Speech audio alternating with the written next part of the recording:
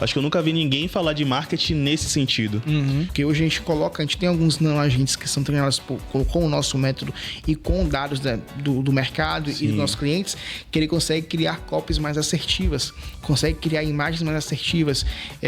Hoje a gente faz um ensaio fotográfico com um cliente nosso. Antigamente a gente ia no Pinterest ver um mood board, pegar algumas imagens de referência e passar para o fotógrafo.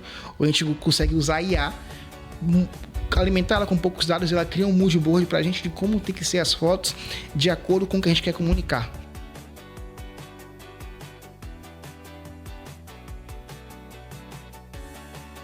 Sejam bem-vindos a mais um Juntos para Somar, podcast que busca trazer um pouco de reflexão sobre empreendedorismo, liderança, negócios, falando sobre empresas e trazendo, obviamente, gente de peso para poder trazer um pouco de reflexão sobre esses assuntos.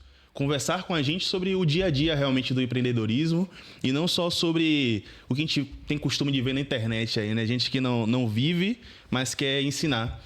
E hoje eu tô aqui com duas pessoas muito especiais, são parceiros aqui do Juntos para Somar, parceiros aqui do estúdio, né? Eu tô com o Tom Lucas e o Vitor Zola, eles que são empreendedores, trabalham com essa parte de marketing, comunicação, posicionamento no digital e vão trazer para a gente um pouco dessa visão do que é preciso para a gente vender mais e melhor, tendo o digital associado ao mundo físico, né? Então, quem seguir a gente até o final vai pegar muita dica boa para entender realmente como aplicar isso no seu dia a dia e fazer com que as coisas funcionem. Mas antes de mais nada, prazer, Tom, obrigado por ter aceitado o convite. Vitor também, obrigadão. E vamos iniciar nesse papo, né? Mas antes de mais nada, se apresente aí pra gente, Tom. Conta um pouquinho como é que você entrou nesse mundo aí do marketing, da comunicação e do digital para quem tá assistindo a gente. Massa, irmão. É um prazer estar aqui, um parceiro da Somar Studio, esse estúdio que tem tudo para estar entre os tops Brasil aí. Meu irmão, eu sou o Tom Lucas, tenho 30 anos, sou o pai da Cecília, esposo da Vanessa. Comecei na área com 15 anos. Minha mãe tinha um negócio que ela fazia encomendas para aniversários e ela queria ter um site para poder colocar esse negócio no ar. Ela pagou um curso para mim ali, quando eu tinha 15 anos, para eu aprender a fazer sites. Fiz o site dela e aí comecei a vender sites no bairro onde eu morava. E foi que eu tive contato pela primeira vez com a parte de comunicação e estou até hoje, dos 15 aos 30. Sensacional. E você, Vitão, me conta, como é que saiu da parte do comercial e entrou nessa parte de comunicação, estratégia? Como é que você chegou até aqui, irmão? Show de bola, Igão. Prazerzão estar aqui com vocês aqui na Somar. Minha história ela começa 9 anos atrás ali com o digital, onde eu tive o primeiro contato com o empreendedorismo, que foi no segmento de restaurante, onde eu abri uma hamburgueria chamada Groove Burger. Os meus dois sócios, que eram o Tom Lucas e o Glauber, eles são publicitários, né? São dessa área já do marketing digital. E fazer parte do convívio com eles me fez aprender muito sobre o digital. Eu sou de engenharia e trabalhei muito com a parte comercial.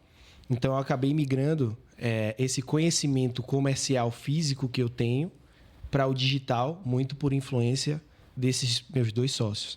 E estou aí 9 anos, sou sócio da Verso hoje. A gente trabalha com posicionamento, comunicação e a parte de performance também para negócios locais. Que interessante. Foi até bom você falar da Verso. Queria que você explicasse um pouquinho pra gente, porque do pouco que eu vejo da Verso, ela é diferente da maioria das agências que eu vejo de marketing, de publicidade, de comunicação. Qual o conceito de vocês ali que tá dentro da filosofia de vocês de trabalho?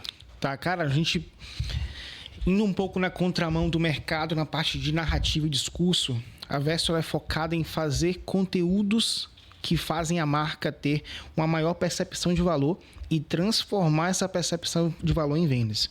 Então, essa é a principal diferença entre as agências que hoje trabalham, vamos dizer, as pequenas agências como nós somos uma pequena agência hoje, mas que trabalha com marketing digital para Verso. A gente não está focado ali em encher o cliente de leads desqualificados, encher a parte comercial dele ali para dizer que a gente está fazendo uma entrega de performance. Não. O nosso foco é criar conteúdos, criar uma imagem para aquela marca que aumente a percepção de valor daquela marca e essa percepção de valor seja transferida através de cobrar um pouco mais caro, se conectar com o cliente certo. Então, esse é o nosso talento. Qual é que a gente usa para isso? Tanto a parte de comunicação, de conteúdo, a gestão ali das principais redes sociais, LinkedIn, TikTok, Instagram, onde a marca precisar estar. E a parte de imagem, design, que é o nosso forte, que é a minha base de formação. Então, eu trabalhei muitos anos prestando serviço nessa área com design e hoje a gente sabe que para você aumentar a percepção de valor de um negócio, não adianta você falar que é bom, tem que mostrar que é bom. E esse mostrar que é bom é através da imagem. Por isso que hoje a gente vê até esse meme que teve de Flávio Augusto, ele falando sobre relógio. O relógio comunica, né? O relógio fala ali, pô, quanto é que vale a sua hora? Sim. E ali você consegue colocar no pulso quanto que você vale ali. É muito o que está por trás dessa semiótica dos detalhes, a parte de imagem e a parte de difusão, que é a parte de como é que te propaga essa mensagem e essa imagem no digital para chegar no cliente certo e atrair o cliente certo. Então, hoje, graças a Deus, a gente consegue ter muito resultado com os nossos clientes, com um relacionamento de muitos anos, né? Diferente de muitas agências que tem aquele churn mais muito alto, só fica 3 meses, 6 meses com o cliente. Não, a gente tem clientes de 4, 5 anos que está com a gente até hoje e só crescendo, não é um comodismo, eles estão crescendo ali e vendo resultado. Então, a gente consegue fazer com que o cliente, quando ele chegar no nosso processo, ele sabe uma coisa: as pessoas vão enxergar eles maiores, eles vão passar uma percepção de que são maiores do que realmente eles são, justamente para poder atrair clientes que eles precisam atrair e conseguir cobrar o preço justo pelo trabalho. Essa expertise nossa, ela nasceu lá na Groove Burger. Então, não sei se você foi visitar a Groove Burger, já foi, né? Sou cliente, é um local inclusive. Pequeno.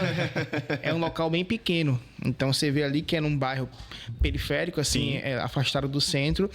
Não é frente de rua, é dentro de um condomínio totalmente escondido. Um lugar de... Quantos metros quadrados ali? 10? Acho que mais ou menos 10 a 15. Que era uma sorveteria na época. E aí a gente com pouca grana, mas com esse talento do design, tanto minha parte quanto de Glauber, que sabia fazer a parte de design, quando a gente postava na rede social sobre a Groove, parecia que era um lugar maior. E isso atraiu pessoas, porque as pessoas se atraem por coisas boas. Sim. Elas se atraem porque já está na frente, né? Eu costumo falar também com ele, pô, ninguém gosta de ajudar aquele primo fracassado. Por mais que ajude, mas gostar de ajudar, e ninguém quer andar com um primo fracassado. Sim. As pessoas querem andar com quem faz sucesso. Tem aquela questão da águia, né? E você andar com as 5 pessoas que você anda, se torna aquela sexta. Você anda com 5 fracassados, você é o sexto fracassado. Sexto fracassado. Você anda com 5 de sucesso, você é o sexto de sucesso. O ambiente, né? Muda as pessoas. Exatamente. E aí, quando a gente projeta uma imagem de uma marca que estava num local pequenininho, mas que com o design a gente conseguiu padronizar toda a parte de comunicação, tanto do cardápio, quanto da fachada, quanto do fardamento, quanto do layout da empresa, a gente consegue transformar uma empresa de 10 metros quadrados, no primeiro momento, em uma empresa que, quando as pessoas têm o primeiro contato com ela, isso em 2017, elas pensarem que é uma franquia. Pô, você comprou essa franquia aonde? Então, não, a gente não comprou essa franquia, a gente só colocou capricho, focou na parte da imagem ali e ter uma mensagem congruente. Um olhar profissional para comunicação, Exato. né? No caso da Groove, todo esse nome veio porque a gente conhece muito, desde pequenininho mesmo. A gente teve bandas de pagode. Caramba, vocês têm a história junto, velho. Gostou muito dessa parte do groove ali, a gente gostava muito dessa parte de groove, de pagode. E, pô, se a gente for abrir um negócio, o nome é Groove, não tem como ser um nome diferente, né? Tem que fazer relação com essa nossa história. Então, a gente pegou essa parte do groove, toda a parte dos pratos, os hambúrgueres têm nome de ritmos musicais. O nosso prato é um cavaco de madeira para fazer essa alusão à música.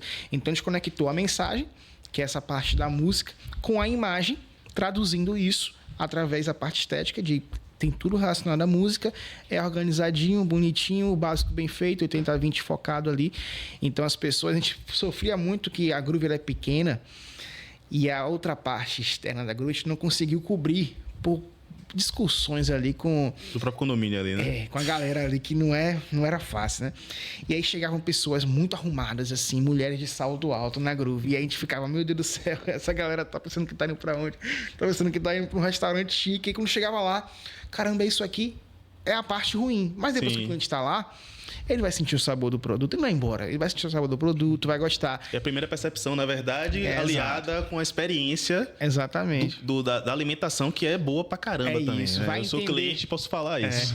Vai entender o processo ali, pô, cheguei, caramba, tô me sentindo deslocado, experimentei o hambúrguer, percebi inconscientemente como é que as pessoas se comportam.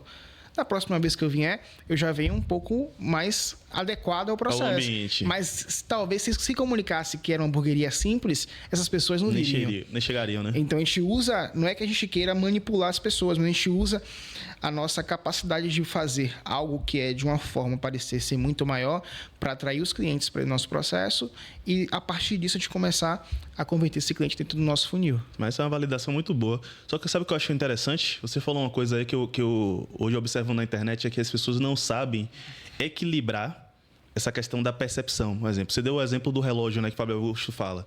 As pessoas não entendem que a percepção de valor, ela não necessariamente vai para a futilidade de você estar cheio de marca, de você dizer que você é milionário, você está com o melhor carro. É você saber se posicionar.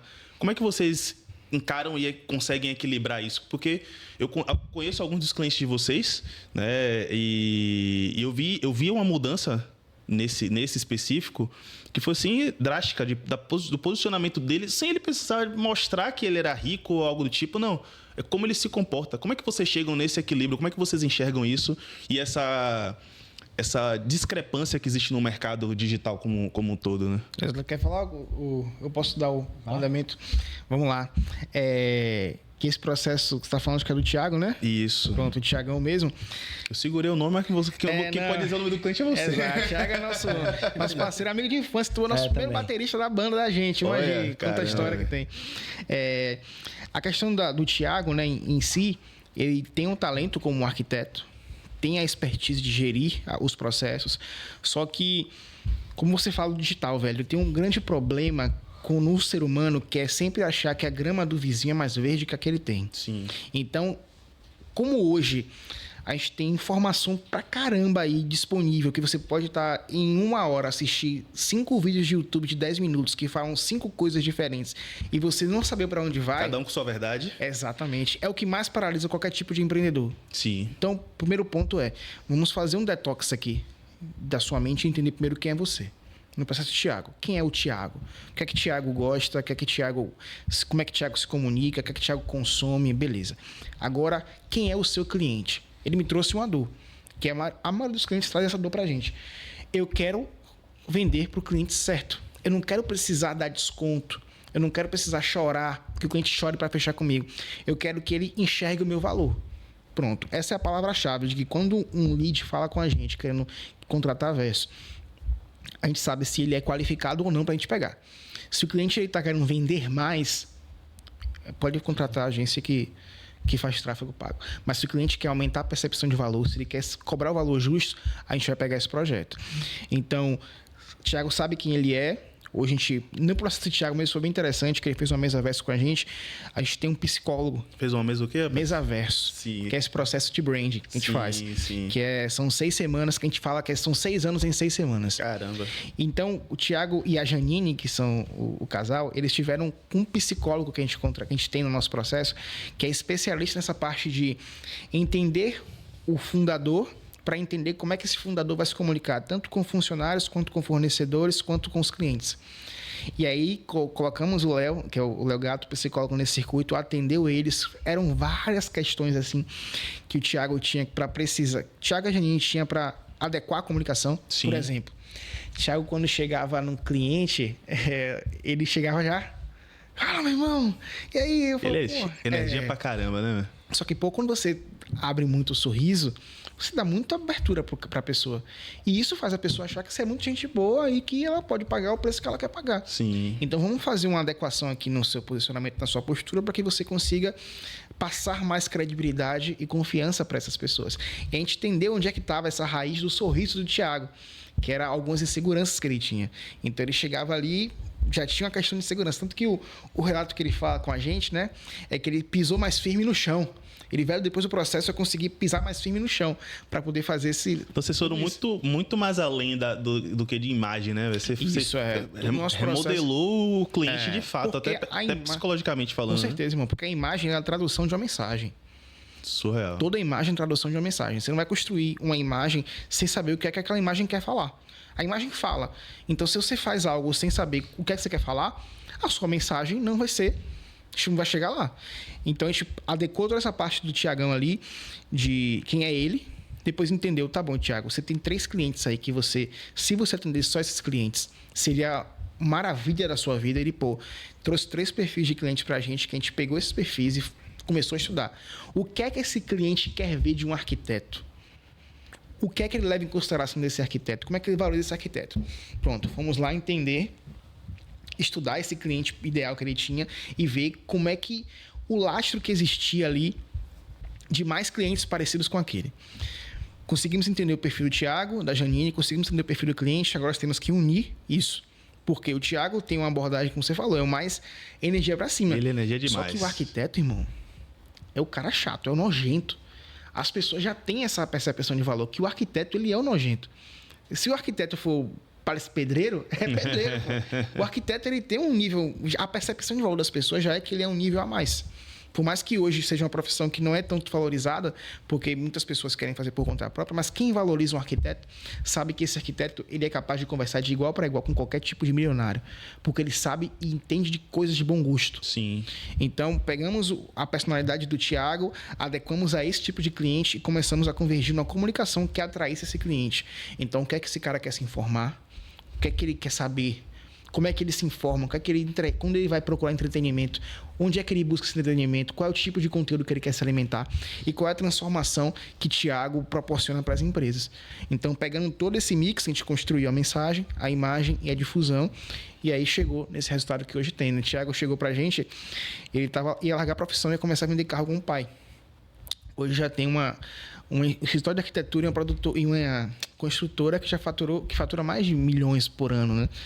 Então, esse é um caso de muito orgulho pra gente, do Thiagão. Surreal, é surreal. E você falando, eu vou fazendo exatamente esses paralelos do que eu vi realmente de transformação ali do Thiago. E eu vejo que é muito mais profundo essa questão da comunicação, né? Não é só ter uma copy bonitinha, uma frase bonitinha e fazer uma dancinha na internet. Uhum. Não é só chegar lá e postar entrando em um carro de luxo. Não é só isso, né? Uhum. Tem muitas camadas ali por trás para serem estudadas, serem identificadas e até para serem quebradas também, né? Como você mesmo falou, que o Thiago ele percebeu coisas que ele precisava mudar em termos de percepção própria, não só da percepção que ele ia passar para o cliente, mas a própria que ele tinha dele. Isso acho que eu nunca vi ninguém falar de marketing nesse sentido. Uhum. Mas beleza, a gente tem isso aí. E quando fala de venda, né? Quando a gente fala de venda depois de todo esse processo, onde é que estão os maiores gargalos das empresas? Quando a gente vai, depois que a gente ajusta tudo e vai para venda. Eu vejo muita gente falando assim, pô, velho, chega aqui o lead, chega o contato, mas a gente não consegue converter, a gente não consegue vender, coisa e tal. Onde é que as pessoas geralmente erram, velho? Pegando o gancho, Igor, sobre essa parte da mensagem, hoje a gente tem um mantra aqui interno, que é que todo cliente que chega pra gente, ele precisa viver o conteúdo. Então, por isso a gente faz essa imersão, né, que é para entender quem é a pessoa e fazer com que essa mensagem chegue com o DNA dela, que no final das contas é o que acaba diferenciando um player do outro do mercado. Sim. Não só a oferta, né? Como você trata ali com o seu cliente, como você se comporta. Isso faz a diferença. A gente tem concorrência para todo segmento hoje. Então, se você não tiver um diferencial que é só o seu DNA, você acaba caindo na mesma cesta do que o cara que começou ali agora e que ainda não está construindo uma imagem de valor. E isso tem total influência na parte das vendas, né? Porque eu costumo dizer que essa parte de mídia paga é só a ferramenta, tá? E isso é 10% de performance. Porque 90% é a narrativa. É você entender o que o Tom falou. Poxa, como é que esse cliente se comporta? O que é que ele prioriza quando vai comprar? Por que ele compra? Ou seja, quais são as microdores que essa pessoa tem para comprar? Então, por exemplo, a gente fez esse mapeamento com o Thiago e a gente entendeu que tinham pessoas que queriam comprar dele para ter um retorno financeiro sobre um investimento, que é o perfil investidor. A gente descobriu que tinha as mães que buscavam ele. Na verdade, a gente descobriu que, na verdade, quem buscava ele eram as mães. As esposas. As esposas. Porque é elas que tomam a decisão sobre esse tipo de coisa. né, dentro de casa. Isso é verdade. No final das contas. Lá em casa eu pago, mas quem decide tudo é ela. Quem bate o martelo é ela. A última palavra é nossa, né? Sim, senhora. Sim, senhora. Isso é verdade. E aí, a gente entendeu, né? Poxa, por que essas esposas... O que é que movimenta essas esposas de comprar? E a gente entendeu que era muito o conforto dos filhos. A gente chegou até o ponto de entender que era o conforto do pet. Então, a gente pegou vários casos de clientes. Só não me diga que é conforto do bebê reborn, pelo amor de Deus. Vamos entender ainda se vai ter agora. Ainda não. Mas vamos ver daqui pra frente. Daqui a pouco é um bom nicho para investir. Alô, arquitetos.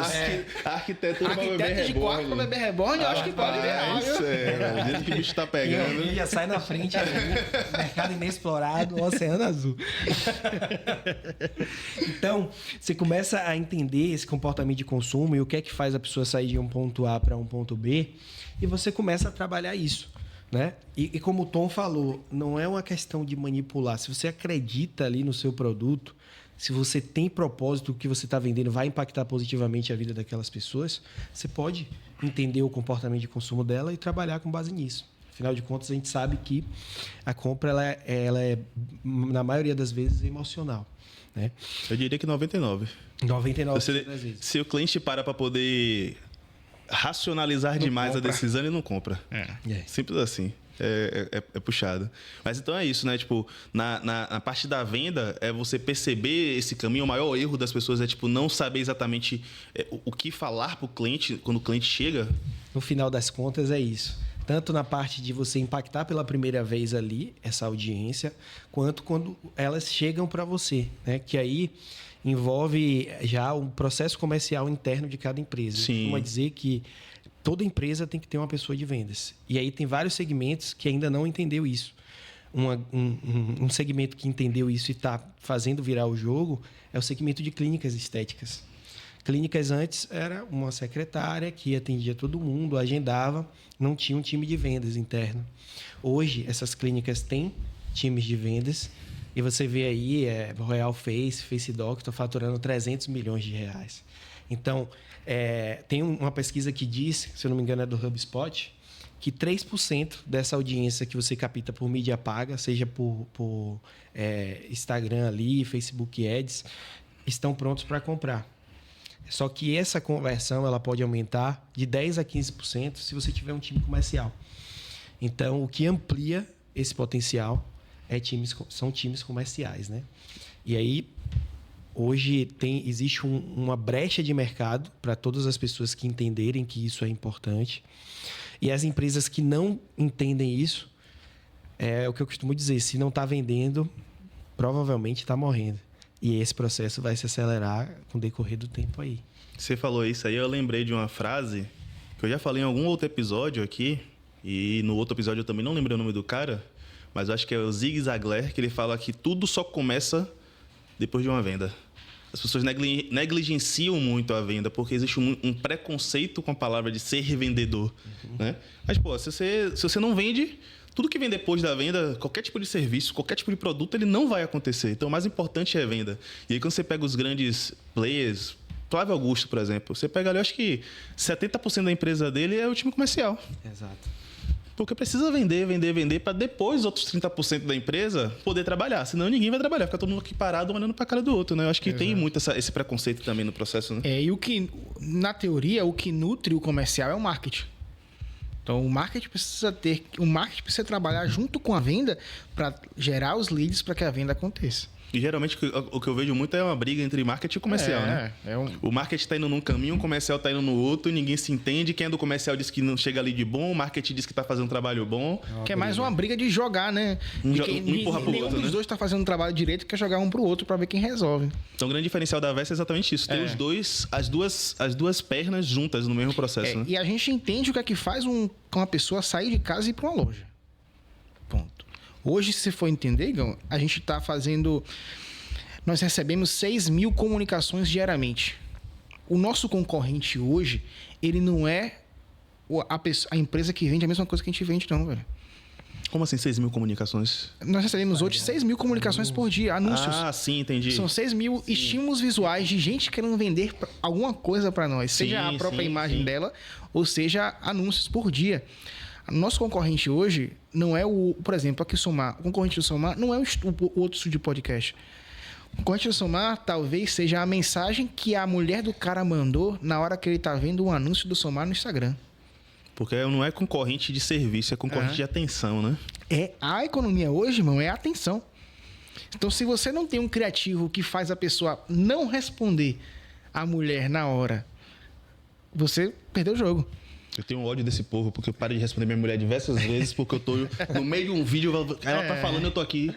Cara, se eu sair daqui, eu vou perder esse anúncio, eu quero saber o que vai acontecer depois. Acontece comigo diversas vezes. É a mágica da atenção. A nossa Isadora, me economia desculpa, hoje... velho. É culpa deles, tá vendo? O pessoal de marketing faz isso comigo.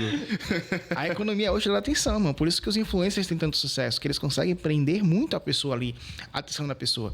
Se você for fazer quando a gente fala do marketing, né? Hoje está muito pulverizada a questão da performance, de tráfego pago. Criativo por criativo, se aquele criativo realmente não chamar a atenção, ou por uma copy bem estruturada que prenda a atenção, ou a parte de imagem que chame a atenção, tá só gastando seu dinheiro ali, velho. Você não tá tendo uma conversão, você não tá nem perfurando a mente das pessoas com conteúdo de qualidade. Você tá simplesmente, vou fazer aqui porque não sei quezinho faz, então diz que é bom. Isso é uma coisa que a gente chega muito, principalmente aqui em Salvador. O empresário, Maria vai com as outras. Que é aquele que, o meu amigo tá fazendo, eu vou fazer também, porque ele disse que é bom. Mas não entende e não quer entender o que está por trás daquilo ali. Se aprofundar. Você não entender, tudo bem, você não é obrigado a entender. Mas você não querer entender e querer fazer só porque outras pessoas estão fazendo, a sua motivação está errada, o resultado não vai ser o melhor. O que a gente vê muito, a gente é muito criterioso nos nossos clientes. Real mesmo, é uma questão de sobrevivência nossa. Sim. Quando o cliente chega num discurso que, já tive uma agência tal. Quando ele fala terceira agência, para mim já não faz sentido ter aquele cliente comigo. Quando ele fala muito sobre, porque o meu tráfego não gera lead corretamente, a gente faz algumas perguntas para entender um pouco melhor ali, mas quando a gente entende que aquele cara, ele tá querendo simplesmente ter números para inflar o próprio ego, esse cara é um cara com dor de cabeça, a gente não quer isso como cliente. Sim. Que tem um case muito específico de um prospect que a gente estava fazendo um projeto, que ele tem uma empresa de energia solar. E aí, faturava muito alto, já tinha um faturamento assim de 8 milhões ano, um bom faturamento aqui para Salvador, no caso, né? E ele falou, Tom, eu tenho um problema, cara, que a minha conversão, ela tá em 7%, né? Eu acho que é 7%. E eu quero aumentar essa conversão. Eu tenho 6 mil leads por mês chegando. Porra, 6 mil leads, velho. 6 mil? 6 mil leads para energia solar. Caramba, irmão. Parabéns pro seu marketing, velho. Não, mas aí eu só converto 7%. Eu quero converter mais. Eu, caramba, pô, é uma conversão que não é baixa. Sim. 7%. É uma conversão que a gente, se for parar pra pensar, é maior do que a média do mercado. Mas 6 mil leads, velho. Eu acho que tem uma coisa errada aí. Não são 6 mil leads, não. E eu fui entender, né? Ele patrocinava muito evento, e aí ele patrocinava um evento, por exemplo, uma feira de cachorro. A mulher tá lá na feira, ele dá o panfleto. Se a mulher escanear o QR Code, é lead. É um lead. E aí ele tinha 40 vendedores. Aí ele investiu 150 mil reais para um grande player vir fazer uma palestra pro comercial, para dar motivação pro comercial dele. E o comercial não conseguia converter. A gente foi entrar um pouco mais dentro, a gente não fechou com esse cliente justamente por essa falta de incompatibilidade do que é real e do que é fantasia. Quando a gente entrou nesse processo do cliente, desses 6 mil leads, 10% realmente eram leads de verdade. Não era... Então, se for colocar 10% era leads de verdade, ele tinha quase uma conversão ali de 70%.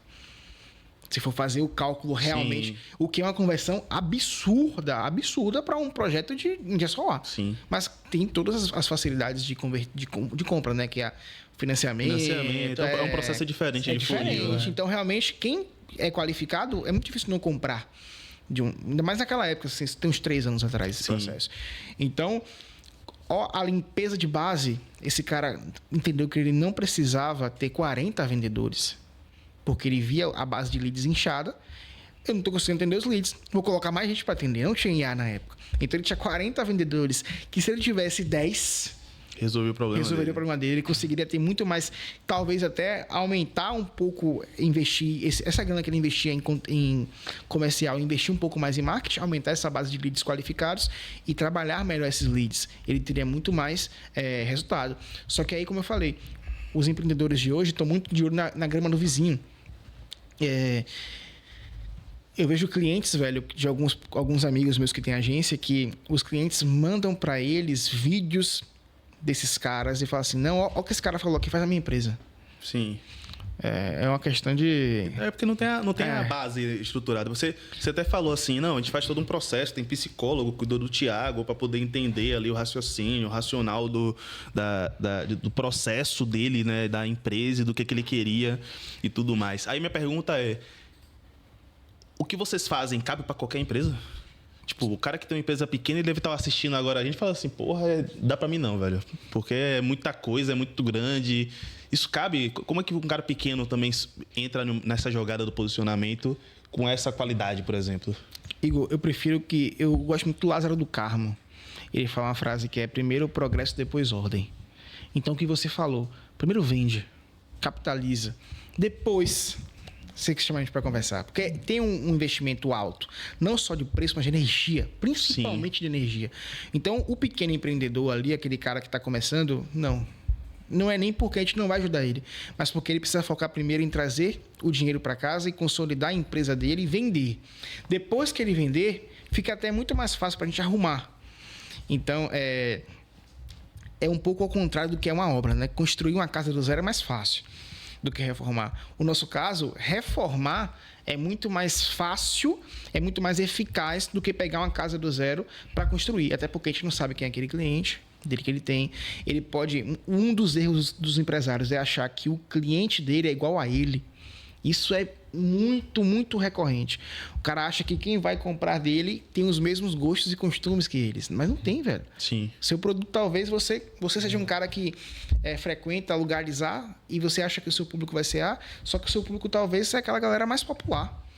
Então, você tem que entender quem é primeiro o seu público. Então, eu não aconselho que o investimento pelo menos com a Verso, tá? Mas nada que isso faça você fazer por conta própria, você começar a estudar e entender essa base para poder você se diferenciar. Mas com a gente prefere pegar empresas que estejam ali na esfera de colocar a ordem ao progresso primeiro, do que construir uma base para poder voar. Para a gente faz mais sentido isso. É aquela questão de quanto mais dados a gente tem, fica mais fácil de a gente dizer um caminho, né? Com certeza. E até os erros que já foram cometidos servem como alicerce ali para essa nova questão do posicionamento, né? A não ser que o cara ali... Quando é que a gente pega um projeto do zero? O cara já é empreendedor, ele já tem grana para poder construir um negócio do zero, para poder contratar pesquisa, ou então é uma ramificação de um negócio dentro do ecossistema dele. Por exemplo, a gente tem um cliente que ele tem uma empresa de contabilidade e aí ele criou um ecossistema de empresas que atendem os próprios clientes dele. Já é diferente. Ele já entende que é o cliente dele, já entende muito do problema que ele resolve. Sim. Aí a gente entra para construir do zero. Mas um cliente que não tem esse investimento para contratar pesquisas, para poder estar entendendo um pouco melhor sobre o negócio, prefiro que ele vá primeiro para a parte de progresso, depois ele vem para a parte de ordem. Só que aí você falou uma coisa que, para mim, eu enxergo um gargalo. Principalmente em Salvador. Eu acho que já trouxe alguns convidados aqui que a gente fala muito sobre isso, né? A gente tem que mudar a mentalidade do empresário aqui de Salvador em vários sentidos. E o que eu vejo, às vezes, é que a pessoa entra no processo de crescimento. Você tem fases, né, dentro de uma empresa, como você falou, progresso e depois ordem. Mas mesmo assim, quando o cara cresce, ele não quer tirar dele a responsabilidade de fazer, de ter a mão para fazer as coisas. Eu vejo que as pessoas erram muito por conta disso, né? Que é tipo assim, não, eu sei fazer tudo, eu preciso contratar um cara que é especialista no assunto. Vocês veem muito esse problema também, o cara que quer contratar vocês, mas só pra dizer que tem vocês, porque ele quer mandar na porra toda, né? Pra gente não. Graças a Deus não. Sim. Mas a gente não aceita. Mas a gente vê. Demais mesmo. Isso é... Principalmente num nível de empresa, né? Assim, a gente hoje classifica empresas igual a futebol, né? Tem a Série D, a Série C, a Série B, a Série A. Sim. Então, tem alguns níveis desse... Tem a Série A que está no rebaixamento, tem a Série A que está no topo, tem a Série B que está caindo para C, ou a B está subindo para A. Tem alguns empresários dessas faixas que eles não entenderam realmente onde é que está a empresa dele, velho. Isso é fato. Ele não sabe qual é o jogo que ele está jogando, se ele precisa contratar Neymar ou Wellington Rato. Não tem noção nenhuma disso. Ele quer Neymar para mostrar para os outros que tem Neymar. Mas o que ele precisava agora era um Mateuzinho. Sim. Era um Cauli, sabe? Então ele não sabe o jogo que ele está jogando. Nada mesmo. E o pior, como eu falei, não é você não saber, é você não querer saber. Isso é a pior coisa. A ignorância de continuar achando que do jeito que tá é que vai chegar em lugares que ele não chegou. A ignorância aliada com ego também, né? Muito. A vaidade é absurda também, né? Uma questão muito grande, principalmente aqui em Salvador, que é meio que uma província, né? É bem complicado também esse processo. A gente conversou recentemente com o Roberto Valverde. Não sei se vocês conhecem. Ele tem cada vídeo foda na internet falando sobre essa questão. E ele fala muito sobre isso, essa mentalidade do empresário aqui da Bahia. E ele extrapola... Eu tenho propriedade para falar da Bahia, né? Mas ele extrapola para o Nordeste.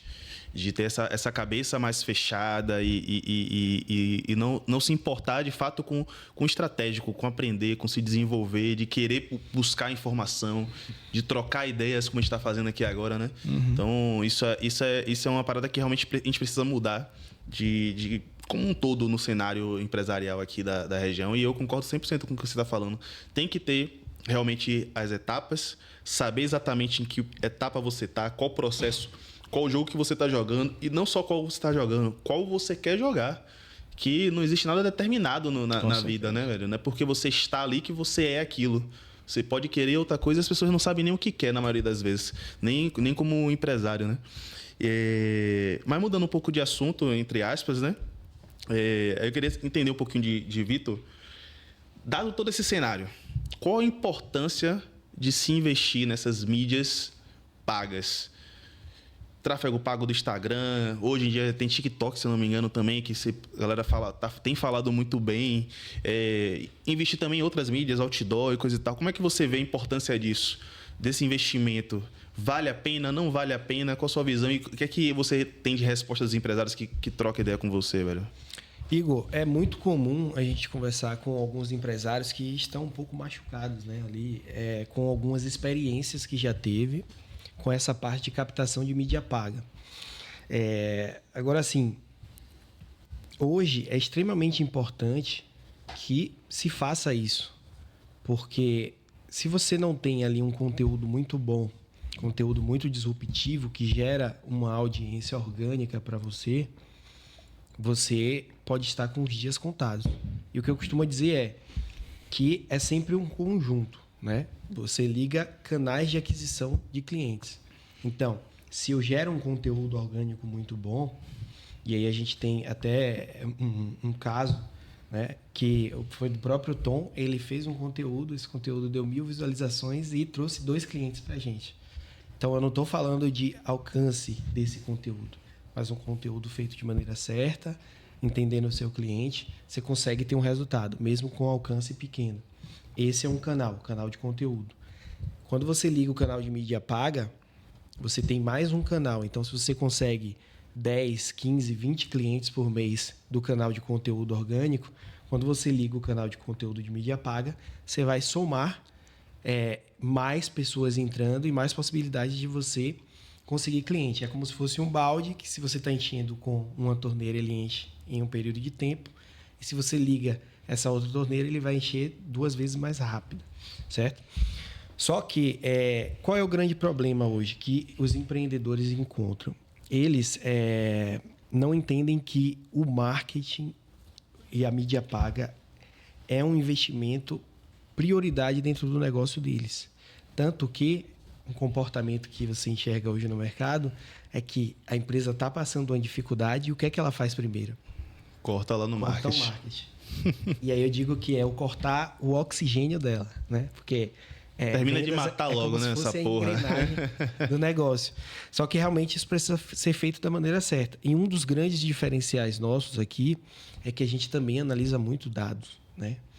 Então, a gente tem inteligências artificiais dentro dos nossos processos internos que semanalmente e diariamente nos dão outputs de tudo que a gente está fazendo. E por ter esse acompanhamento tão próximo, a gente consegue entender o que é que está dando certo para potencializar e o que não está dando certo para mitigar riscos ali de investimento dos clientes que estão conosco. Então, é comum a gente escutar que em pouco tempo a gente consegue gerar resultado para os clientes, certo? E hoje a maioria das agências que tem, elas só usam a ferramenta mesmo. Não se importam com a mensagem, com a imagem, com os dados. Querem fazer milagre, né? Querem fazer milagre. E o empreendedor, como ele não vê valor em investir em marketing, ele quer comprar o mais barato. E, consequentemente, esse mais barato potencializa o prejuízo deles. Né? Sim. Então, mídia paga é um jogo que tem que jogar. Não é à toa que você vê CIMED investindo, você vê Espaço Laser investindo pra caramba. As grandes marcas do Brasil investem. E se elas investem, é porque tem resultado. Né? Então, não dá para não jogar esse jogo. Mas eu sempre vejo muita dualidade, né? Tem os que amam e tem os que odeiam. Uhum. Tem uns que dizem que dá certo, mas tem uns que falam, velho, no meu negócio essa parada não dá certo. Existe isso mesmo? Tem um negócio que a mídia paga não funciona? Não, só se for cartório. E olha lá. E olha lá. Tem cartório que vende pra caramba. Você não viu o caso agora que passou recentemente acho que foi no Fantástico, o cartório que fatura não sei quantos milhões. Pois é. Lá no Rio de Janeiro, velho. E bizarro, assim, o cartório fatura muito, porque, tipo assim, ele é central, todo mundo vai. Então, às vezes, você fazer um mídia paga pra um cartório pra poder tirar um pouquinho de público desse aí, você puxa, né, velho? Pra você ver, então, até cartório. Que eu falei que nem cartório, até cartório. Aí, se você for olhar esse histórico dessa pessoa que falou isso, você entende por que não deu certo. Contratou quem? Qual foi a energia que você inseriu para você brifar bem essa agência? Porque isso é muito importante, pô. Às vezes, como você falou, o cara quer contratar ali para começar para se livrar daquela questão. Mas qual foi a energia que você colocou para poder fazer a quatro mãos, junto com a sua agência, o processo de marketing da sua empresa? O quanto você está colado na sua agência como parceiro e não só como um cobrador de informações? A postura desse empresário diz muito sobre se ele vai ter sucesso naquilo ou não. Em qualquer coisa, não só em marketing. Mas se for procurar entender um pouco melhor desse empresário que reclamou sobre isso, ele vai ter alguma queixa de funcionário dele que está em aberto esse processo. Que ele não trata bem, algum fornecedor que ele está dando um balão. Geralmente é um perfil muito, muito comum de se encontrar esse tipo de empreendedor que fala isso. No meu negócio não deu certo. Pô, cara, você foi o mágico. 300 milhões de pessoas no mundo, você é o vice-treco do subtroço que não deu certo no seu negócio. Talvez o erro não esteja na ferramenta, seria você, algo de né? certo não tá, algo de errado não tá certo. Não tá certo, né? E agora, qual a questão dessa parte de mídia paga? Como o João falou, a mídia paga ela trouxe uma democratização para que pequenas empresas consigam anunciar no mesmo lugar que uma CIMED anuncia. Boa. Antigamente a CIMED era... empresas grandes anunciavam em televisão que o orçamento de mídia era milhões de reais. Hoje, com R$5, você disputa atenção com a CIMED. Disputa atenção com Pão de Açúcar, com Carrefour. E é a democratização. Pô, pelo amor de Deus. Não vai dar certo. Ou a sua mensagem está muito errada, irmão, ou a sua imagem está muito errada. E qualquer dinheiro que você bote não vai dar certo. É porque ali o tráfego ele é a ponta, né? Da lança, né? O que vem antes para chegar até o tráfego que tem que estar equalizado no processo. Marketing bom não vende produto ruim, irmão. Boa. Não vende. Se você não sabe nem o porquê aquele cliente tem que te contratar, você acha que ele vai te contratar? Qual é a transformação que você causa naquele cliente? Qual é o benefício do seu produto? É um benefício emocional? É um benefício funcional? Porque tem muitas coisas que as pessoas não mapeiam nessa parte de compras, né? Sempre uso na palestra o case da Groove. A Groove, a gente tinha na época, isso em 2022, 2021, né? Já tinha dados específicos que nós sabíamos quem comprava mais de nós eram mulheres. Sim. 80%, 70% do público era mulher. E a gente conseguia entender, a partir dos pedidos dela, como o João falou, essa parte de ser drive data, assim, a gente sempre pensar nisso, a gente conseguia saber da mulher quando é que ela estava no ciclo menstrual. A gente conseguia atingir aquela mulher com notificações no WhatsApp de hoje é dia de pedir um hambúrguer com 50% de desconto no milkshake, que é o docinho que ela está precisando ali para poder fugir da TPM. Só de a gente olhar para a nossa base de público, a gente consegue entender o público e a gente consegue adequar a nossa mensagem para mulheres. A linguagem da Groove, até pouco tempo, ela era 100% falada, voltada como se fosse uma mulher escrevendo. Ela usava termos de pequenininho, baixinho, pouquinho, vem aqui na Groove, mini, tanto que o hambúrguer é groovinho, um mini hambúrguer. Assim. Então sempre foi voltado para como se fosse uma mulher falando para outras mulheres. Eu colocar tráfego nisso... rolam. Mas eu colocar tráfego em saber nem se escreve em primeira, segunda, terceira pessoa, que é o que tem 90% das empresas aqui do Brasil, aí você realmente vai ter fracasso.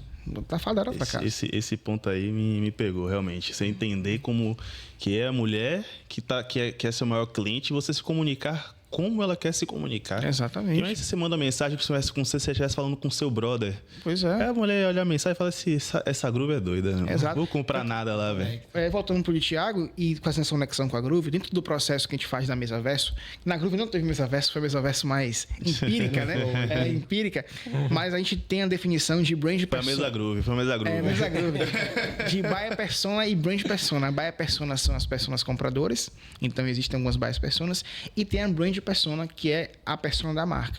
E a brand persona ela pode ser por aspiração, que é ser uma pessoa igual, ou inspiração, que é ser uma pessoa que eu quero me tornar. No caso de Thiago e da Groove, os dois foram aspiração. Porque o empresário que Thiago queria atingir, ele precisava enxergar Thiago igual a ele. E a Groove, a mulher que iria comprar, ela precisava ter a confiança de que ela estava falando com a mulher que era igual a ela e que entendia ela.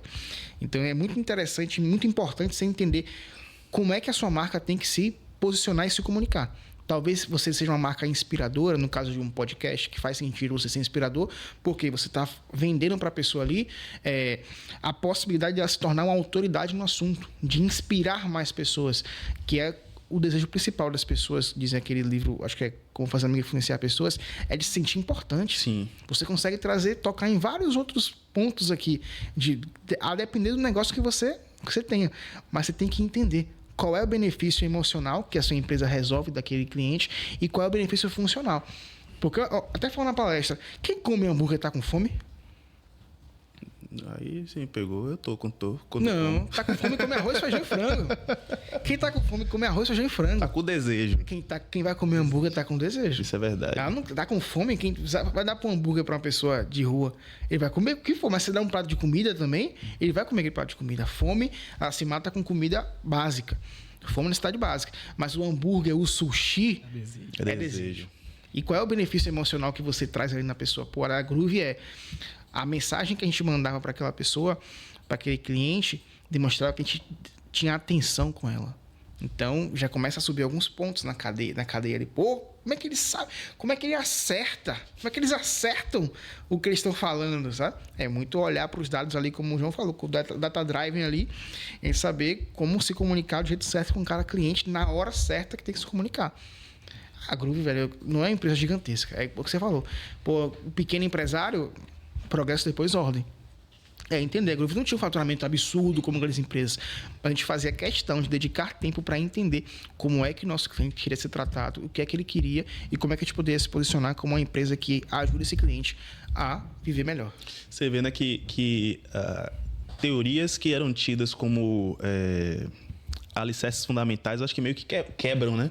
Que antigamente, quando você falava de marketing, tinha aquela questão dos 4 P's, e um era o lugar. Era extremamente importante saber o lugar que você ia colocar sua loja, porque senão não ia ter público passante, ninguém entrar na loja e tal. Hoje, com o marketing e o marketing digital, isso meio que foi quebrado, né? O lugar ele é importante, mas nem tanto. Ou eu tô errado? Não, velho. Ele é importante, sim. Continua sendo importante. Eu acho que o digital potencializou isso. Por quê? Hoje a gente vê muitos locais negócios locais que eles levam pessoas para lá, né? Tinha uma época aqui o Casabar, né? Que ficava em Pernambués, ficava numa favela em Pernambués, mas ele conseguiu fazer uma marca ali que levava pessoas para lá. Mas mesmo assim, muitas pessoas deixaram de ir por medo. Sim. Então esse é um ponto. Se o negócio estiver bem localizado, é um plus. Mas não necessariamente quer dizer que aquilo vai definir o sucesso dele. Ele pode ter sucesso, você vai fazer o resto bem feito. Se for, são 4 P's, que regem o marketing: preço, produto, prazo e promoção. A promoção que as pessoas acham que é de fazer promoção, de compra 3 mas não é promoção disso, é de promover. É de se promover. O produto, marketing bom não vende produto ruim. O preço tem que estar adequado ao que as pessoas esperam pagar daquilo já. Ou o valor que também você identifica naquele produto, né? Exatamente. E a praça que é onde você está localizado. Hoje, o Estúdio Somar está aqui no Wall Street, passa muito mais percepção de valor que se você estivesse na salinha em São Rafael. Fato. Sim. Impõe, né? O local impõe também. Pô, chega lá, aqui tem a recepção que traz aquela imponência, chega aqui, é um escritório bonito. Então, tudo isso atrai muito mais e faz aumentar a percepção de valor. Se fosse São Rafael, eu venderia? Talvez sim. Mas talvez se tivesse que cobrar um pouco mais abaixo do que você cobraria. Ou o público seria diferente hoje também, né? Ou o público seria totalmente diferente. Entendi. Mas mesmo assim, essa questão da promoção, é mais fácil hoje você promover seu negócio do que há 10, 15 anos atrás. Com certeza. Antigamente você tinha que ir para uma rádio, ou ter um sitezinho que ninguém nem ia acessar o site. Ou panfletar. Ou pagar para ficar segurando bandeira na rua, né? Mas ia depender também de quem tava passando na rua naquele momento. Hoje não, como você falou, a pessoa ia toda arrumada para ir visitar o Groove e chegava lá, não era exatamente aquilo que ela esperava, mas você conseguiu promover o ambiente e promover esse deslocamento da pessoa até o lugar, para aí você começar a interagir e fazer com que ela virasse realmente cliente ali da marca, né? É isso. Isso é forte. Você comentou antes, né, Vitor, com relação à questão do caso do Nubank. O que seria isso, esse caso do Nubank que você teve como case aí que... Antes de falar do caso do Nubank, pegando um pouco do gancho, né, dessa parte da comunicação e do promover, tem um caso interessante. A gente estava conversando essa semana com um fabricante de tintas, né? Tem uma fábrica, faz tintas na região ali de Sergipe, Alagoas. Fabricante forte, já está, assim, penetrou bastante no mercado lá. E a gente estava conversando sobre quais são os pontos de contato hoje, a nível de marketing, né, que ele tem com os clientes dele. E aí ele falou Instagram, influência e tal, conteúdo. Mas, João, eu vou te falar uma coisa. Hoje, o que funciona muito para mim é o carro de som. Porque a gente está em muitas cidades do interior, né? E tem um case interessante também, que até fortalece essa ideia deles, é que a Magazine Luiza ela tinha um marketing que era central. Então, vinha de lá de São Paulo e descia para todas as regiões do país. E cada região tem sua regionalidade, né? Até a questão da comunicação, que é um pouco da mensagem que a gente fala que é tão importante. Percebendo isso, eles mudaram e agora tem escritórios em cada cidade. E uma das estratégias que mais dá certo deles é carro de som também. Então, você entender esse comportamento de consumo do seu cliente é bem importante quando você vai falar de impactar ali sua audiência, né? A questão do Nubank é como uma empresa que tem, se eu não me engano, um pouco mais de 10 anos, vale mais que o Itaú hoje.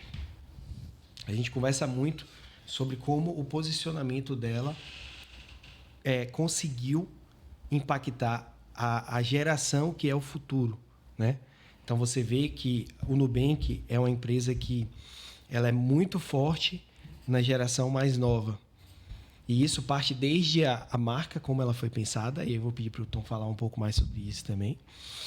E como ela trata ali os seus clientes dentro da experiência no aplicativo, né? Então, você tinha que todos os aplicativos de banco eram aplicativos lentos. A Nubank vem e quebra essa crença das pessoas. Hoje, se eu não me engano, e vocês podem me corrigir, a Nubank ela vende mais celulares, né? Saiu eu vi uma matéria sobre isso, que ela vende, eu acho que é seguro o celular, um negócio desse. Então, ela entendeu o que o cliente quer e colocou dentro do ecossistema dela ali. Com isso, ela conseguiu fazer com que as pessoas, elas, de fato, continuem sendo o cliente dela. Porque o segredo, que eu costumo dizer, não é você atrair e vender uma vez. As grandes empresas hoje, Coca-Cola, Uber, Nubank, elas aumentam o LTV de quem já está na base. Que eu quero vender para 1.000 clientes 1.000 vezes e não para 10.000 apenas... Uma vez só. Entendeu? Então, é essa a grande sacada, os pontos de contato que ela tem que fazem a jornada do cliente ser lucrativa para ela. E a Nubank ela veio de uma pegada diferente, né? Que ela, dentro do mercado que é extremamente... Como é que chama? Conservador? É conservador. burocrático. E ela veio totalmente diferente, com uma logomarca roxa e uma comunicação distinta. Qual é a sua visão, Tô, com relação a isso? Essa linguagem da Nubank, que eu acredito que se perguntasse para um cara de marketing ou publicitário há 20 anos atrás, ia dizer que ia dar errado, né? Foi uma ousadia muito grande, né? A gente vê, você falou do aplicativo, na época da pandemia tinha aquele Caixa Tem, né? Que as pessoas acessavam. O Caixa Tem, eu acho que ele foi o melhor aplicativo de usuário do que existiu, sabia? Porque ele replicava exatamente como era uma agência. Você tinha até uma fila para entrar no aplicativo. Eu nunca tinha visto. Ele conseguiu replicar. É surreal, fielmente, verdade. Eu nem lembrava mais desses causos da pandemia. Que pandemia aconteceu coisas bizarras, né? Mas tudo bem. O Caixa Tem conseguiu replicar exatamente a experiência do local físico. Foi um case incrível, pô. Deve ser vendido isso em qualquer lugar. Você tinha fila para entrar no aplicativo. Eu nunca tinha visto isso na minha vida. Verdade. Imagine que loucura, eu né? Nem lembrava dessa loucura. Chegou isso. E aí chega o Nubank que promete tirar você daquela fila do banco que você... Pra você ir no banco, você tinha... Era tipo pro culto, né? Tinha que se preparar. Tinha um ritual. Vou perder meu dia inteiro para poder ir no banco resolver alguma coisa. Nunca era uma coisa rápida. Os caras chegaram com uma proposta muito ousada de trazer o banco para a palma da mão, sem gerentes ali, com atendentes que resolver o processo. E aí, quando a gente olha nessa ótica de construção de marca, o termo posicionamento, que ele é muito subestimado hoje, né? Ele vem de uma raiz de que a gente precisa se posicionar em algo que as pessoas queiram, mas que ninguém se posicionou ainda, que a gente chama de white space, que é o espaço em branco. Então, você só consegue se posicionar na cabeça das pessoas se elas levarem em consideração que aquilo é relevante para ela e que se ninguém utilizou ou a mesma narrativa que você ou os mesmos atributos que você para se posicionar como primeiro lugar na cabeça daquelas pessoas.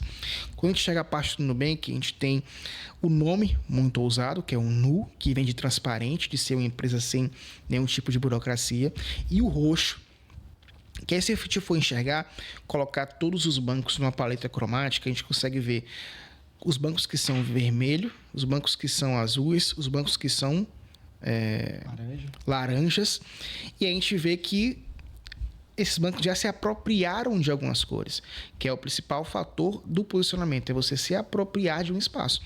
Quando a gente vê o vermelho, tem ali Santander, Bradesco, o azul tem ali Itaú, Caixa, né? Caixa, Itaú é mais laranja, mas tem a Caixa. A gente vê o Nubank, que é o roxo, que em primeiro lugar não tinha nenhuma marca se apropriando do roxo como banco. E em segundo lugar, na paleta cromática, o roxo ele é a mistura do vermelho com o azul. Então ele pegou a energia do vermelho, que passa isso na psicologia das cores, com a confiança do azul. E construiu a empresa com a cor roxa diferente, que o próprio roxo, ele incentiva na cabeça das pessoas, tem uma outra sensação, que é mais de mistério, mais de jovialidade. Traz mais uma energia de bruxo, né? Que é aquele bruxo que no início ele conseguia abrir uma conta muito rápido, o bruxo do mistério ali, que para você... Tem a parte do mistério que antes você não conseguia abrir conta no Nubank chegando para o aplicativo, tinha que ter o convite. Então, qual é o mistério desse banco que fez essa estratégia de ser desejado, né?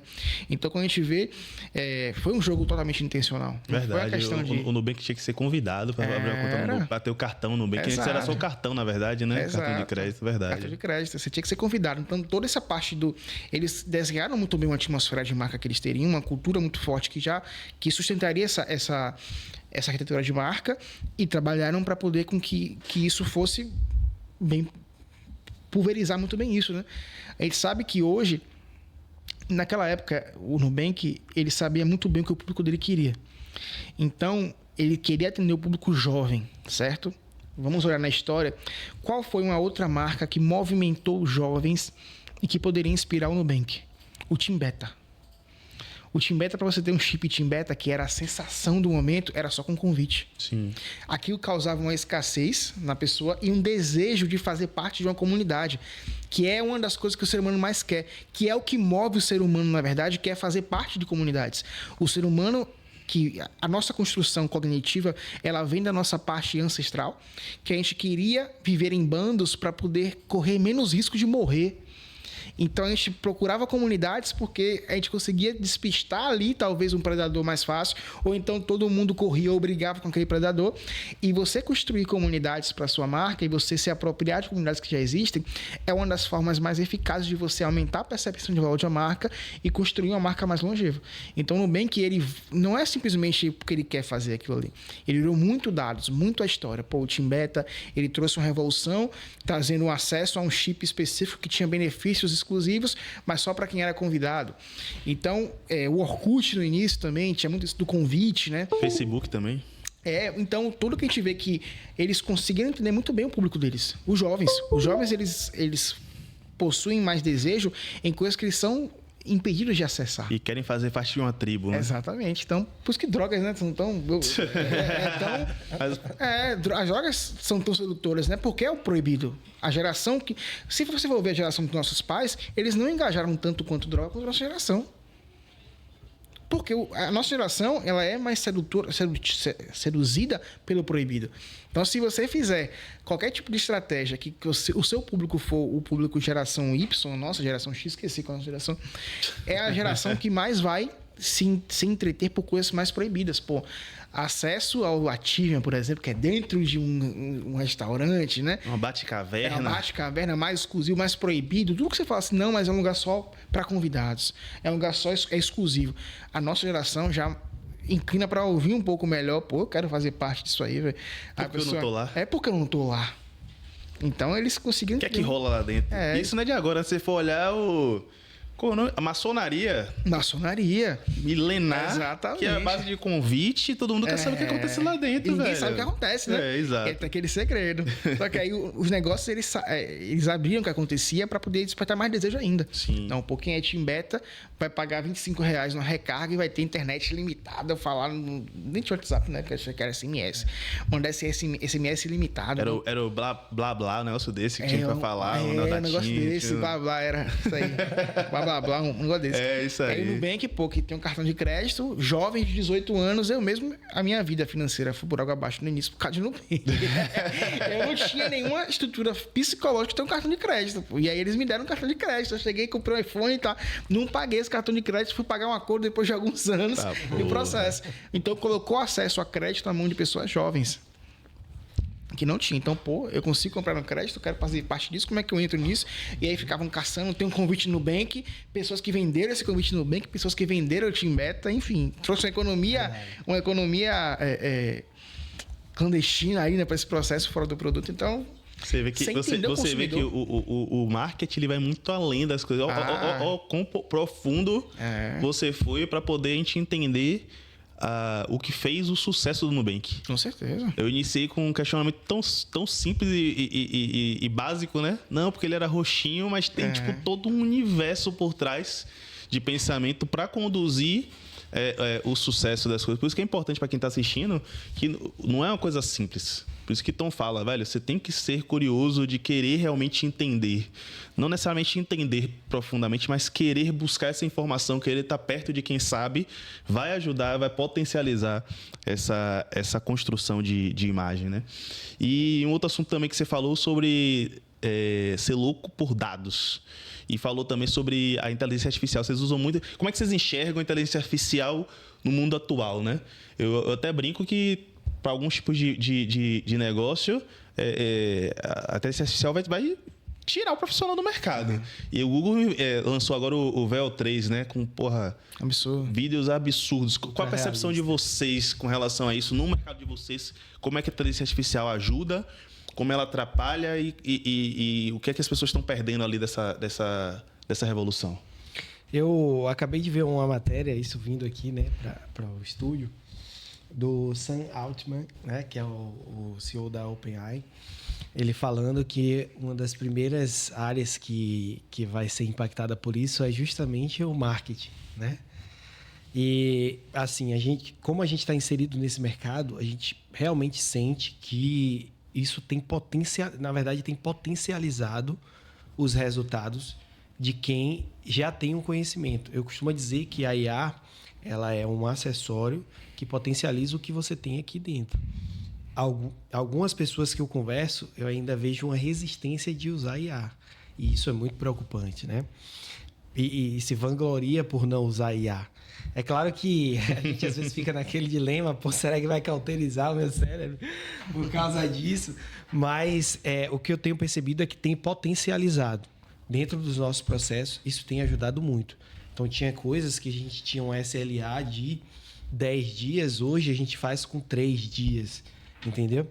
Hoje a gente consegue pegar alguns profissionais, o Tom ele tem um projeto de treinar profissionais para esse mercado. Né? Sim. Então, ele é palestrante, a gente está com um projeto de criar uma escola criativa também. E a gente já vem fazendo isso com alguns profissionais que estão começando no mercado, treinando essas pessoas. Então, antes, o tempo de rampagem, que é o tempo de um profissional, vamos dizer ali, júnior, ele se tornar pleno, era de 1 ano e meio, a gente consegue fazer isso em 6 meses com inteligência artificial plugada dentro do setup, né?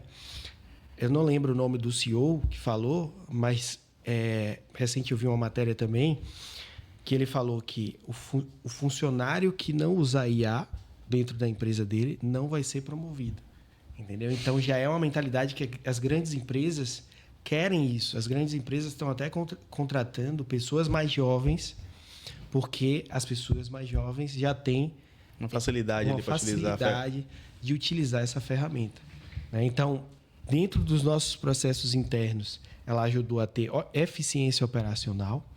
Então, se antes a gente atendia X clientes com um squad, a gente consegue atender 2X clientes hoje com essa squad e com conteúdo e entrega muito maior.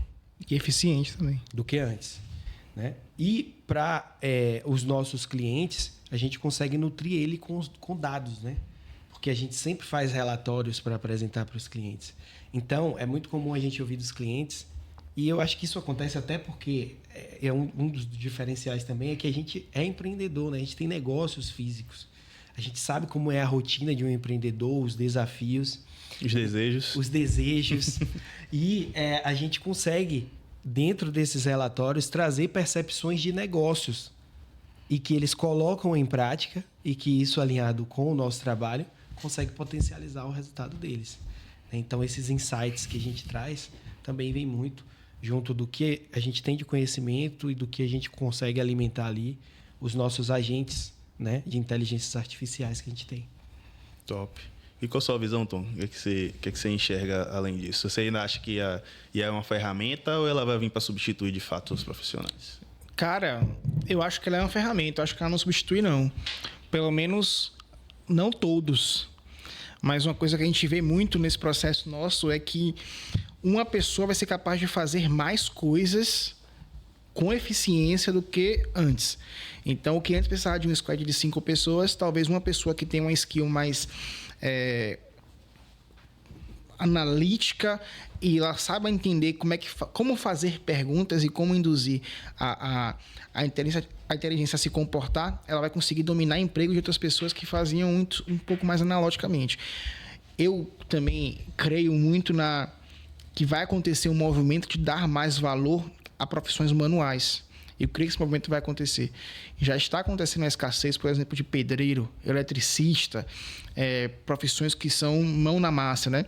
Eu creio que isso vai ter uma curva maior de ter mais escassez por essa galera, porque, consequentemente, como a IA, empregos de escritório vão ser substituídos, vão ter pessoas que elas não vão estar assistidas por essa parte de empregatícia.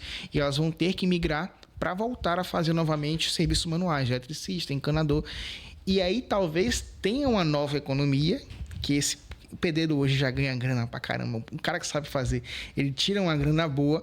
Então, hoje é difícil você achar um encanador bom que não seja mais velho. Os novos não querem isso. Mas meio que o universo está conspirando para que isso não falte, né? Para que não haja uma escassez desse profissional, porque vão ter profissionais que vão simplesmente sumir. O cargo que, não é que o profissional vai sumir, mas o cargo que ele atua não vai existir mais. Para precisar se adaptar, se ele não conseguir se adaptar à parte de IA, ele vai precisar voltar para a parte de trabalho braçal e aí vai ser mais valorizado do que antes, isso eu creio. Até porque hoje o poder de compra ele diminuiu do brasileiro em si, mas quem compra e quem compra mesmo, assim, a gente sabe que existe uma pessoa, um tipo de público que tem grana ali, ele valoriza muito mais que o problema seja resolvido rápido, ele paga o que for para que aquilo seja resolvido rápido. Então, se essas pessoas conseguirem, mesmo lá no trabalho braçal, conseguirem colocar IA nesse processo também, elas vão conseguir surfar isso. Então, hoje na Verso, por exemplo, o João falou que tinha coisa que demorava 10 dias, a gente entrega hoje em 3. Tinham outros processos que demoravam 5 dias, a gente entrega em 3 horas. Caramba. E com uma pessoa só. Aumentou a eficiência do processo, tanto de produção, quanto a eficiência de resultado. Porque hoje a gente tem alguns não-agentes que são treinados com o nosso método e com dados do mercado e dos nossos clientes, que ele consegue criar copies mais assertivas, consegue criar imagens mais assertivas. Hoje a gente faz um ensaio fotográfico com um cliente nosso. Antigamente a gente ia no Pinterest ver um mood board, pegar algumas imagens de referência e passar para o fotógrafo. Hoje a gente consegue usar a IA, alimentar ela com poucos dados, e ela cria um mood board para a gente de como tem que ser as fotos de acordo com o que a gente quer comunicar. Muito mais rápido do que a gente perder o que eu fazia. Isso era um trabalho que eu gostava de fazer. E no Pinterest selecionar umas fotos ali para poder dizer como é que vai ser o ensaio. Isso demorava 1, 2 horas. Hoje em 2 cliques. 2 cliques. A gente consegue fazer isso com uma eficiência muito maior e consegue trazer um briefing muito maior para o processo, para o fotógrafo, ou até para a própria IA criar uma imagem com um prompt mais específico, né? Não, eu tenho uma visão um pouco menos otimista do futuro do que você. Eu acho que as profissões manuais elas não vão voltar. Eu acho que a tendência do que eu tenho visto é que o mundo vai ter que se adaptar a ter um salário mínimo global, porque não vai ter emprego para todo mundo. É fato. Porque se não tem emprego para ninguém compra, todas as empresas quebram. Então alguém vai ter que bancar essa conta no final do jogo. E porque eu acho que não vai ter essa questão do manual, porque, velho, tem alguns robôs que estão sendo criados para tarefas domésticas, que também é uma parada assim... É surreal, velho. Surreal. Tem um, se eu não me engano, é o de Elon Musk, que ele cozinha, velho. Tipo... É verdade. O bicho cozinha, mano. Tanto pra ele trocar um tubo, quebrar uma parede e botar um piso, 2 tempos, entendeu? Porque o cara tem uma sensibilidade de pegar, cortar, cozinhar, fazer uma comida, botar piso é besteira, meu irmão. É besteira. Então, realmente, eu enxergo essa questão, né? Profissional hoje que não migrar para inteligência artificial, ele vai ficar extremamente ultrapassado. E o futuro, para mim, ainda é um pouco incerto. Eu não sou tão otimista a esse ponto, não. Eu sou mais da pegada Exterminador do Futuro, as máquinas dominando o mundo e a gente se escondendo no esgoto. Nos bunkers, né? Nos bunkers para não morrer. É isso. O negócio meio Tem muita pancada, coisa, tem muita água para rolar, né, velho? A gente não imaginava também que tão rápido as coisas evoluíam. Eu vejo uns vídeos mesmo que falam como era o Midjourney. Midjourney é uma IA de fotos. Há 2 anos atrás ele fazia as fotos todas distorcidas. Hoje você não sabe nem se é foto ou se é IA, velho. Exato. Então realmente a gente tá chegando numa nuvem assim que a gente tem que colocar um pouco mais para fora a cabeça para entender o que vai acontecer, porque a velocidade das mudanças são muito altas e o que eu enxergo é que em 2025 é o ponto de inflexão, tá ligado? 2026 a gente vai estar em um mundo completamente diferente. Completamente diferente. A gente viu essa Google VO3, né? A gente tá conversando mesmo como é que isso vai influenciar na política ano que vem. Porque esses vídeos aí que a gente não sabe se é verdade. Exato. Os coroas mesmo do interior não vão saber se aquilo é verdade. Tem cada vídeo engraçadíssimo que a gente hoje dá risada, né? Mas vai ser problema. Mas vai ser problema, meu irmão. Vai ser problema. Porque hoje, por exemplo, quando eu vejo um vídeo, eu fico observando detalhes que eu sei que a IA se atrapalha, que é na boca e no mão, dedo. Né? Ela erra muito a mão. Mas se você fizer um vídeo que a pessoa gesticule pouco, você não identifica que aquela zorra é IA, velho. É surreal. É surreal. Eu vi ontem um vídeo de Thiago Nigro divulgando um curso isso aí também. que era IA, velho. Mas eu fiquei Nem olhando parece, assim, tentando achar alguma coisa que me mostrasse que era inteligência artificial ali, e você não acha. Se ele não falasse que ali foi gravado como IA, ia passar despercebido tranquilamente, velho. Então, realmente é preocupante.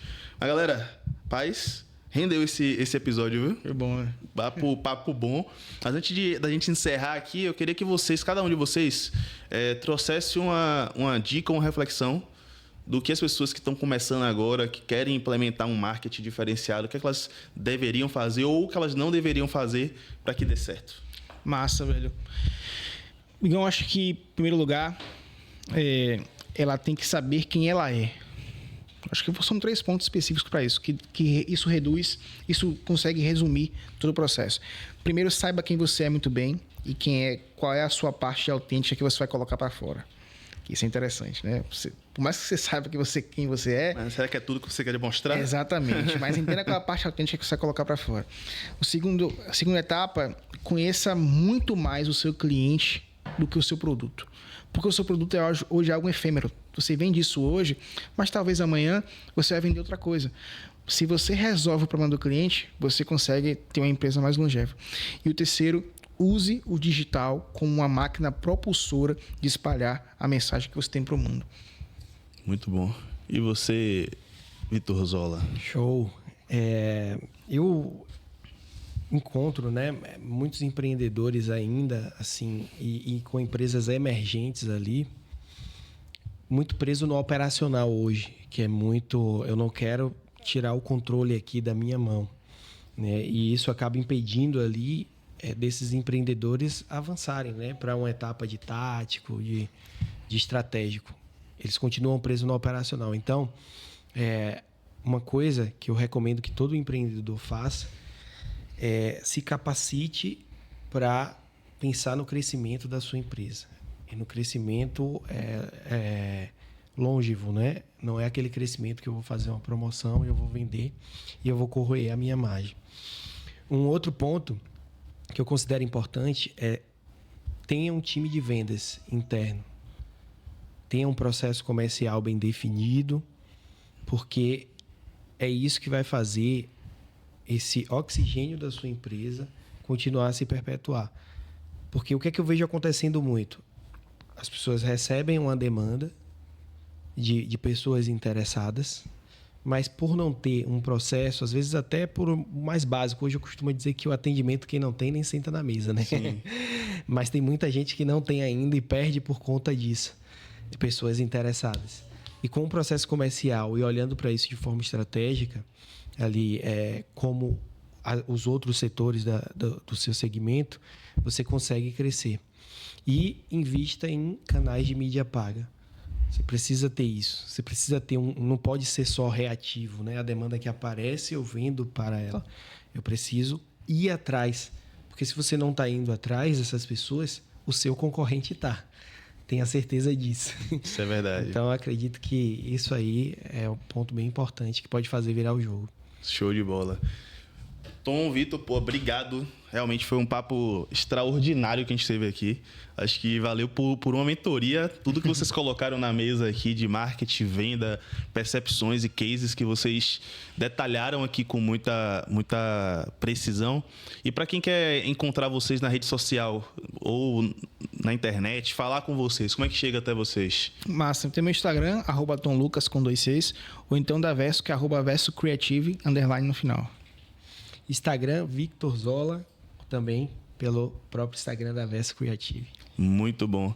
E, se você gostou do conteúdo de hoje, já assistiu a gente até o final, compartilha para aquele seu amigo que você acha que esse conteúdo aqui vai fazer diferença, para o empresário, para o cara que está começando o negócio, precisa entender um pouquinho daquilo que a gente conversou aqui hoje.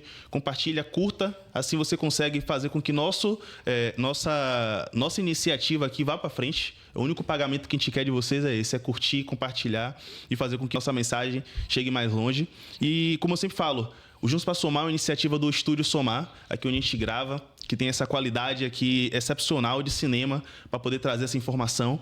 É um estúdio para locação, caso você queira gravar, trazer um pouco de autoridade, trazer um pouco da sua mensagem, venha procurar a gente. A gente tem lá o nosso Instagram, que é o somar.studio. E para acompanhar os cortes aqui do Juntos para Somar, é o juntospasomar.pdc. E é isso, galera. Um abraço e até o próximo episódio. Valeu!